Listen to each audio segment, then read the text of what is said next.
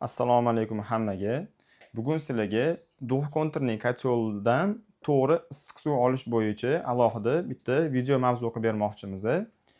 Bu yerda videoni qilishimizdan maqsad juda ham ko'pchilik xaridorlar bizaga e'tiroz bilan chiqishadi. Issiq suvdan foydalanayotganimda, cho'milayotganimda go'da suv isib ketadi, go'da suv sovib ketadi, bir xilda issiq suv kelmaydi degan e'tirozlar bilan chiqishadi. Endi hozir deyarli har bitta yangi olingan yangi kvartiralarda yoki uchastkalarda misol uchun bitta hammom, bitta oshxona aniq bor. Duh konturli kotyol, ya'ni ikkita konturga ishlaydigan kotyol, ham отоплениyaga, ham issiq suvga ishlaydigan kotyol. Issiq suvga ishlayotgan paytida agarda oshxonadan bitta odam suvni ochsa, bitta odam hammomdan suvni ochsa, baravar ikkita joyga issiq suvni bir xilda berishga qiynaladi. Shuning uchun to'g'ridan to'g'ri issiq suv olsa ham bo'ladi duh konturli kotyoldan, olib bo'lmaydi emas. Lekin agarda siz mana shu o'zingizni komfortingiz uchun, mana shu cho'milayotganingizda issiq suv bir tekis kelishi uchun, keyin deylik smesителni oldiga keldingiz, jo'mrakni oldiga keldingiz, suvni ochgan paytingizda darrov issiq suv tushishi uchun issiq suvni oqizib kutib o'tirmaysiz, suvni uvol qilmaysiz. Agar siz mana shu natijalarga erishmoqchi bo'lsangiz, aynan hozir sizga ko'rsatmoqchi bo'lgan videomiz shu haqda bo'ladi. Agar sizga issiq suvdan zo'r foydalanish natijasi kerak bo'ladigan bo'lsa, aynan mana shu loyiha sizga juda katta yordam beradi. Xo'p, loyihamizni tushuntirib beraman. Loyihamiz juda ham sodda. Ustalar uchun endi bu loyiha asosan uy egalari ko'pincha endi bu sohaga yaqinroq insonlar tushunishi mumkin, lekin sohadan uzoqroq insonlarga sal murakkabroq ko'rinishi mumkin. Lekin ishlatish prinsipi, ishlatish tartibi juda ham sodda. Hop, birinchisida bitta duh konturli kotyolimiz bor. Bitta kosfinli boylerimiz bor. Endi hozirgi yangi sotib olingan, mana yangi qurilayotgan binolarda agar siz o'tdan bitta xonadon sotib olsangiz, domni o'zi alohida sizga yangi duh konturli kotyol beryapti. U bergandan keyin siz undan foydalanishingiz kerak. O'shandan endi issiq suvni zo'r foydalanishi yo'li bitta boyler orqali bo'ladi. Boyler sizga yaxshi issiq suv foydalanishingizga yordam beradi. Hop. Qanaqa ishlaydi prinsipimiz? Duh konturli kotyol qo'yganmiz. Duh konturli bitta kotyol qo'yganmiz. Duh konturli kotyolda qarab turganda o'ng tarafdan birinchi turbamiz bizada отопленияni hop, отоплениямizning обраткasi bo'ladi. Отопление AA qilaman. Bu yoq tomonimizda bizada отопленияni podachasi bo'ladi. Bu yoq tomon qarab turganda chapdan birinchi turba отопленияni podachasi, qarab turganda o'ng tarafdan birinchi turba отоплениyaning обраткasi. Keyin o'rtada ikkita turbamiz bo'ladi. Xo'p, o'ng tarafdan mana kotyolning o'rtasi deb olsak, o'ng tarafdan birinchi turbamiz bizada kotyolga sovuq suv kirishi. Sovuq suv kirishi. Sovuq suv kirishi deb qo'ydim. Mana SK qilib qo'ydim. Bu yoqdan bo'lsa bizada issiq suv chiqishi.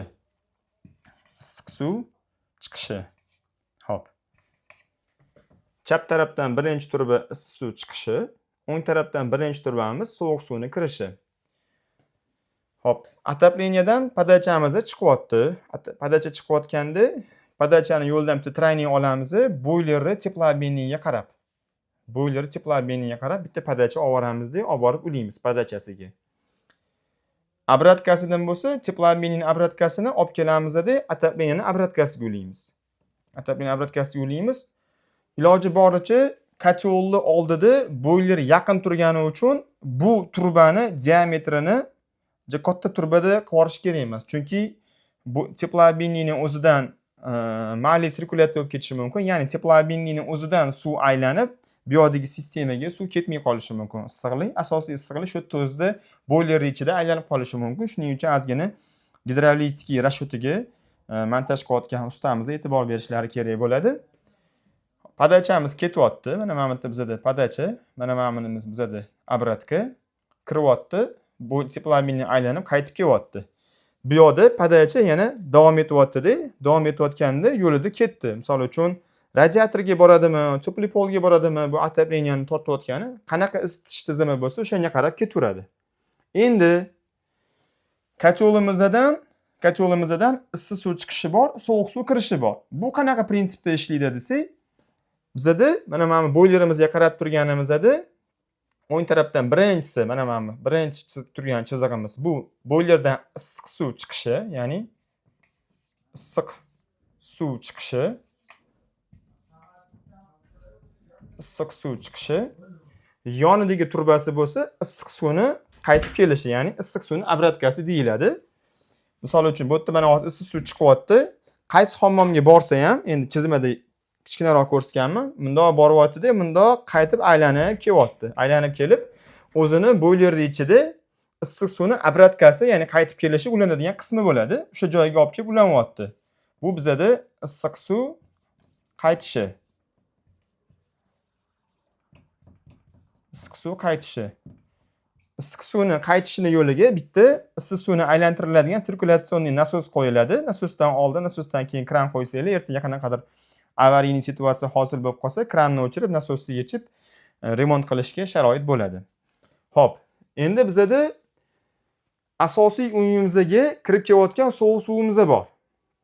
Uyga kirib kelayotgan sovuq suv kirib kelyapti-da, kirganidan keyin yo'lda bitta trayniy bo'lib foydalanadigan hammomlarimizga, oshxonalarimizga ketyapti. Qayerga foydalansa o'sha qarab ketyapti.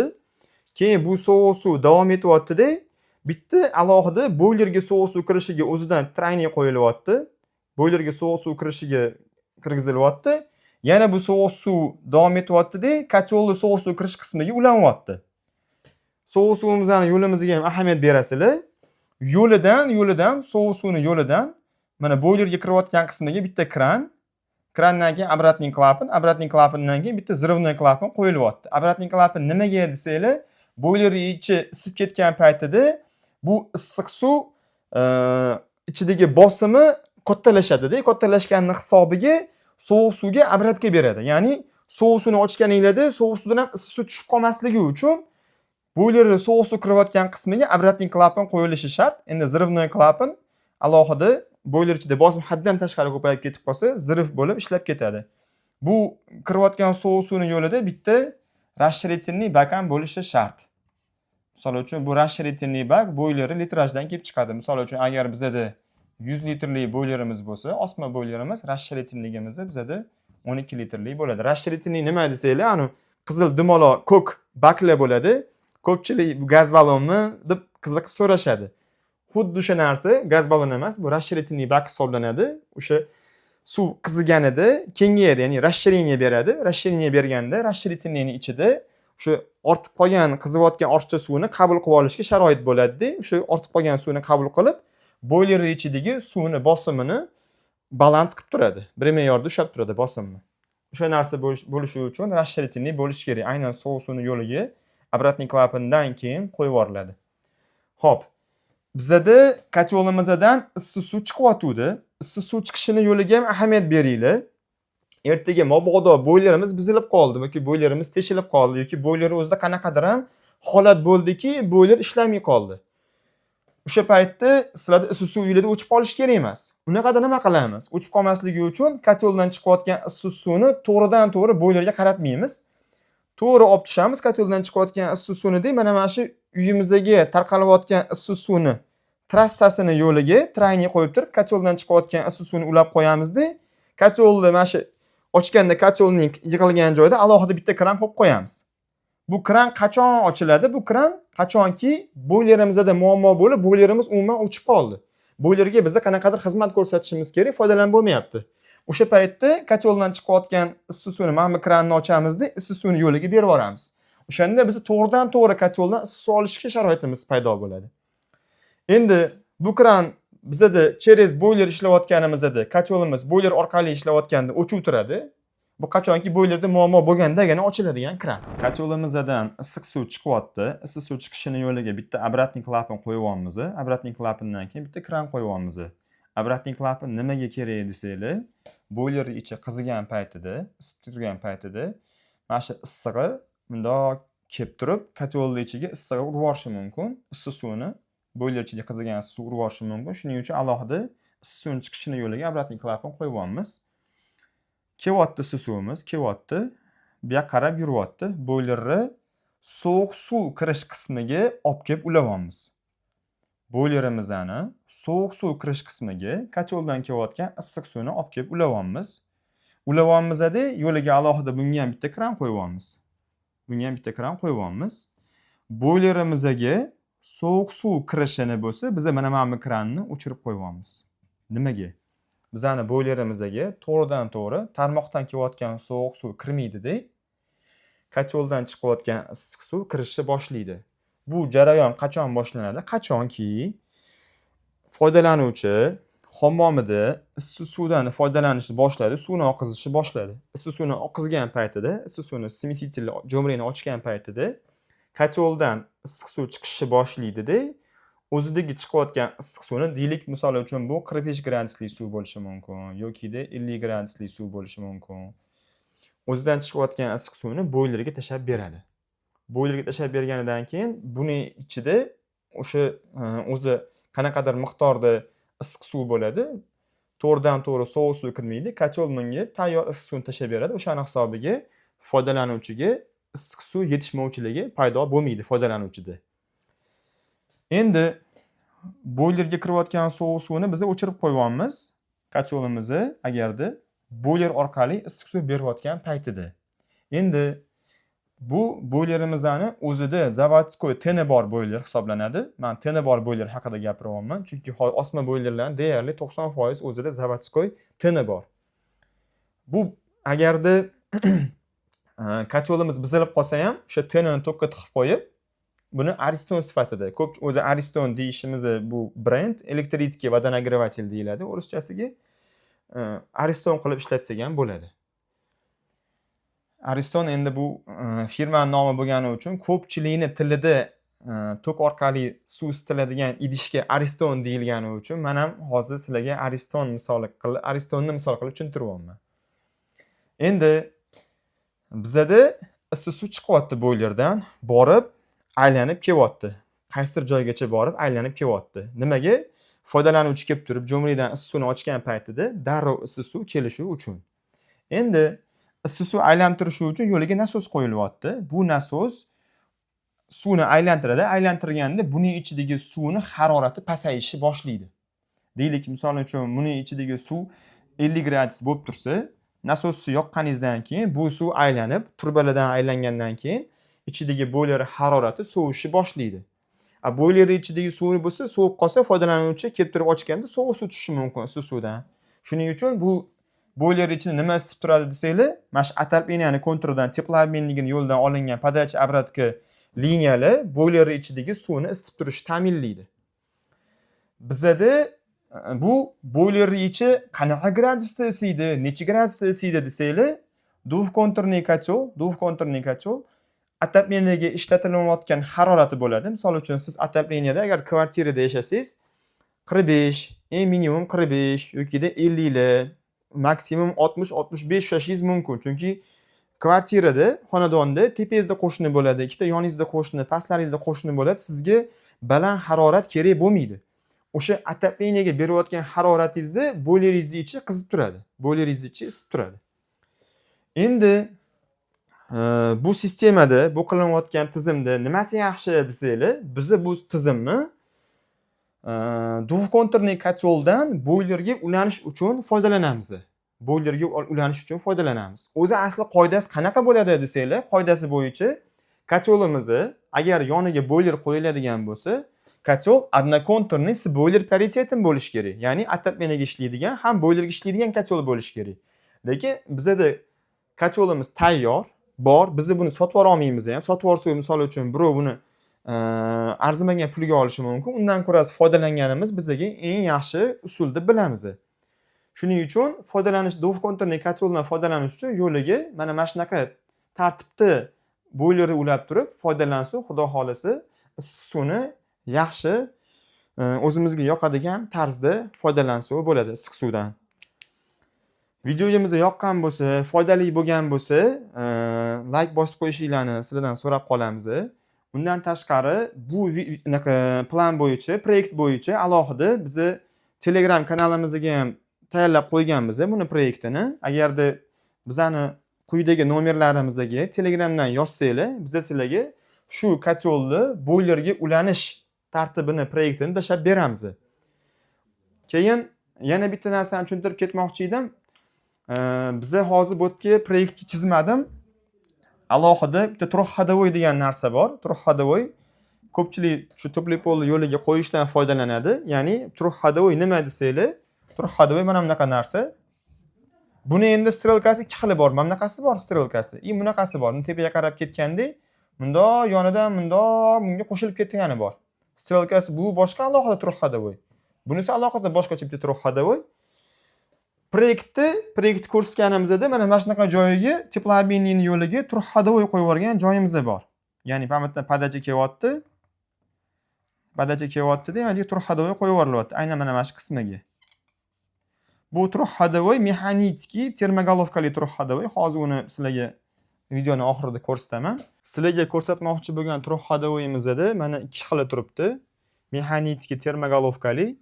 Mana stelkasiga ahamiyat berasizlar. Mana ketyapti, podacha liniyaga qo'yilyapti, ketyapti. Buni yo'liga obratga bunda qo'shilyapti, chapishyapti.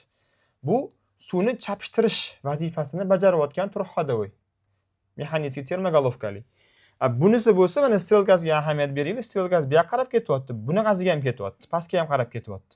Bu suvni oqimini burib yuboradigan turuq ходовой hisoblanadi. Mana shunaqa turuq ходовой qo'ymoqchi bo'lsanglar, shu kotyoldan ketayotgan teplobinning yo'liga aynan mana shunaqa suvni oqimini burib yuboradigan turuq ходовой qo'yishinglar kerak. Bunaqa turuq ходовой qo'ymaysizlar. Chapishtiradiganni qo'ymaysizlar. Suvni oqimini burib yuboradiganni qo'yasizlar. Bu turuq ходовойga o'zini alohida gilzasi bo'ladi, ya'ni haroratni his qiladigan. Buni mana bu issiq suvni obratkasini yo'liga bitta trayni qo'yib turib kirgizib qo'ysanglar bo'ladi yo'liga alohida. Bu mana shu issiq suvni obratkasining yo'lidagi haroratdan mana bu kotyoldan kelayotgan podacha obratkani yo'lini agarda boyler ichi qattiq qizib ketmasin, kotyolga baland harorat bergan paytimda desanglar, qo'ysanglar bo'ladi turuq ходовой. Lekin turuq ходовой shart emas, agar pastroq haroratda kotyolda foydalanadigan bo'lsanglar. Turuq ходовой ko'pincha nimaga qo'yiladi o'zi desanglar, deylik asosiy qo'yishdan maqsad kun haddan tashqari sovib ketdi. Kotyolga siz baland harorat berib turib isitmoqchisiz. Deylik, misol uchun kotyolning maksimal harorati 80 gradus. 80 gradus. 80 ga qo'yib qo'yasiz. Lekin endi bu kotyolli o'sha отопление kontridan boyler teplobiniga ulangani uchun boyler ichini ham 75 yoki 80 ga olib chiqib qo'yishi mumkin, qizdirib, qattiq qizdirib. Endi agarda sizni tizimingizda mana bu issiq suvni yo'ni bu 80 gradusli issiq suv sizni uyingiz bo'ylab aylanib yuribdi-yu, ochganingizda darrov jo'mrakdan issiq suv tushishi uchun nasos orqali aylanyapti. Ochgan paytingizda baland haroratli issiq suv qo'lingizni kuydirib qo'yishi mumkin yoki haddan tashqari unga sovuq suv chapishtirsangiz ham ochgan paytingizda sovmasligi mumkin-da. Sizga yoqadigan harorat bo'lmasligi mumkin. O'shunaqa narsa bo'lib qolmasligi uchun turuq ходовой qo'yib ketsanglar, bu sizlarga qanaqadir miqdorda komfortligingizga yordam beradigan narsa. Lekin agar sizni men endi to'g'risi kvartiralarda ko'rmaganman, 60-65 maksimalnisi. 65 qo'yganini ko'rganman. 65 unaqa issiq suv uchun eng maksimal harorat hisoblanadi o'zi. 65 gradus o'zi 60-65 maksimal harorat hisoblanadi. Agar kotyolingiz 65 da ushlaydigan bo'lsangiz, turuq ходовой sizga kerak emas. Alohida turuq ходовой sotib olish, foydalanish. Yana turuq ходовойga hozir sizlarga tushuntirayotganimda ikki xil strelkaligi bor deb aytdim. Mana bunaqa potokka burib yuboradigan turuq ходовой qo'ysanglar, bu turuq ходовой mana shu kelayotgan suvni yo'lini bu yoqqa bundan ochib borib, o'zidan aylantirib qo'yishga sabab bo'ladi. Lekin agar bunaqa turuq ходовой bu tupli poldan liniyasiga qo'yiladigan turuq ходовой, bunaqa turuq ходовой qo'yilmaydi. Shu turuq ходовой sotayotganinglarda korpusiga strelkani rasman chizib qo'ygan, o'sha strelkani yo'nalishidan turib turuq ходовой tanlab olasizlar, keyin o'shanga qarab bunga qo'ysanglar bo'ladi. Video foydali bo'lgan bo'lsa, kommentariyada o'zingizlarning fikringizni kutamiz. Xudo xolisa, kimga shunaqa qiziqarli, foydali videolar kerak bo'lsa, bizning sahifaga obuna bo'linglar, bizni kuzatib boringlar. Sizlarga shunaqa kerakli, foydali videolarni taqdim qilib boramiz. Sog' bo'linglar, salomat bo'linglar.